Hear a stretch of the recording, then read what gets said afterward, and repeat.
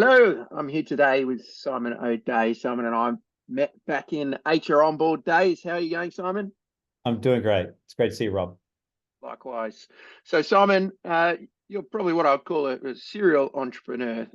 You've had your hands in many pies over the years and had successful exits, and right now you're working as part of the Lumery team that's now part of Accenture. So, um, I'd like to start off with just asking you, is there anything that you want to share to begin with for people who might be either looking to start their first business or might already be in business that perhaps you could give them some insights on?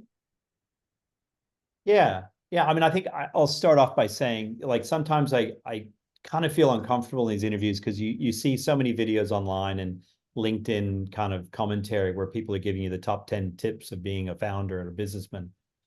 And I think the first thing I'd tell you is the context in which I'd look at it for myself is I think you got to look at the individual, like I look at myself and I know I'm not someone who's a soloist who could on their own, by themselves, own 100% of every bit of responsibility for a startup or for a business. I'm very much a founder that likes to be around co-founders.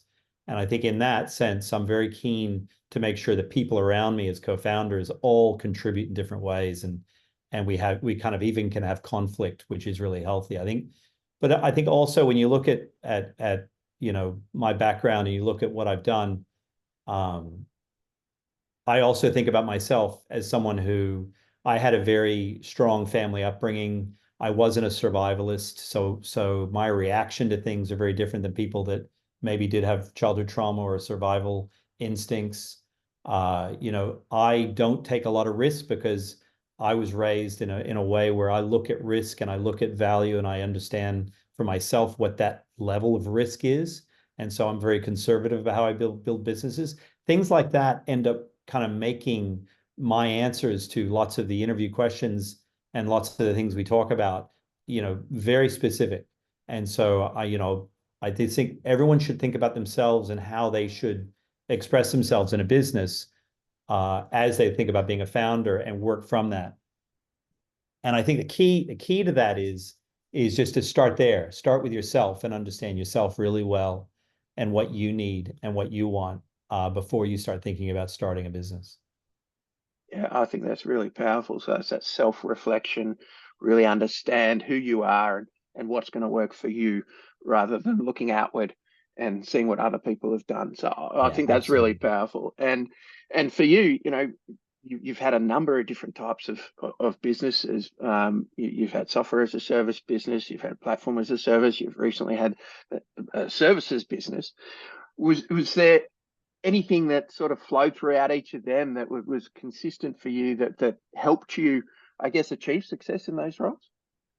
Yeah, yeah, that's a really interesting question. I think to start with, if I look back from 1999, maybe even 97 to now, I could not have predicted any of it.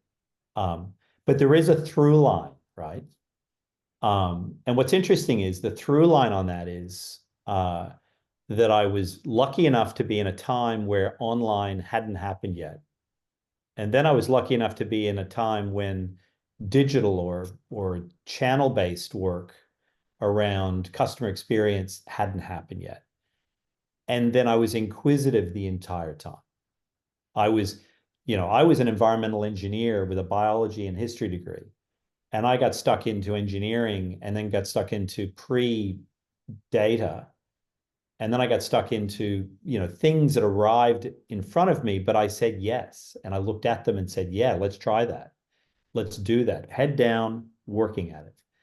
And I think that inquisitiveness is one of the keys that I see in people to their ability to be able to get through these things because it's not linear and you don't know where you're going to end up. And sometimes you've got to change directions and it's wanky, but pivot, right? And I think you can't do that if you're hard coded and you're dogmatic and your ego's in the way.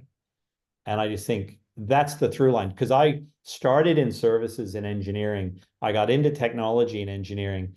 I then tried to do a publishing company and failed. I then tried to run a professional soccer team and failed. And then I moved back to Melbourne, where my family's from, and I got tapped on the shoulder to help someone look at an idea that turned into my first big exit that was in software. But then I read it correctly because we needed to do some services with it, because we actually saw that it wasn't dogmatically software because it was too early and people didn't know it. And then now I've just done the same thing with a services company that found another inquisitive issue and went right at it for 7 years and then benefited from that. Yeah, fantastic. So it comes down to that mindset, being willing to learn and try new things and not have a fixed mindset. So I think that's another really valuable piece of advice. So Simon, just to wrap things up, is there anything else that you would suggest or that you've learned? And you mentioned there that you're not a risk taker, but you've got to be inquisitive. So it sounds like there's kind of a balance there. There's got to be a little bit of appetite for risk, but how do you balance that? How do you be inquisitive but also risk averse? Yeah, it's super interesting, right? I think the two things do live together, and I think I've got friends that are founders, and they put it all on the table, right? I find out later the amount of risk they took, and it makes me just go, "Are you kidding me?" So I think it's the balance. I think, for instance, in one of our businesses, we were very conservative about our balance sheet, and we always made sure we had a very strong cash flow around, future months. And then COVID hit. And to be honest with you, if we hadn't have done that, we would have been dead. And so I think you just got to find that balance where the risk doesn't drive you, but you do have a good balance. And I think the final thing I'll tell you is, if there's one thing that I wish I'd known 20 years ago as a founder, and as someone who is in leadership and in managing, it's, if I look back at who I was in my 90s and my 2000s, my strengths, my weaknesses, if I look about my emotional maturity and how I handled conflict and handled people, I think that's the biggest missing piece in most organizations, is how you understand yourself and how you interact with others who are different. And there's tons of programs out there you can use. I use the Herman program, which is the HBDI, most recently. This is probably the biggest thing I could have learned early is, we're all people businesses, whether we're software services or whatever. And so how we interact with each other is quite critical. And that's a discipline. That is not airy-fairy. It is not fluffy. It's real.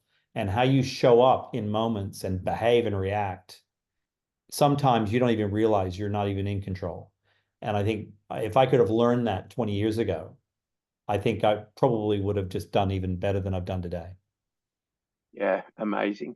And that's a common theme all throughout. It's about that people interaction and ensuring that you're not only understanding and working well with others, but you understand yourself and the impact your behavior has on those around you. So fantastic. Thank you so much for your time today, Simon. There's a few golden nuggets there that I'm sure the audience will appreciate. And I certainly have taken on a couple of those myself.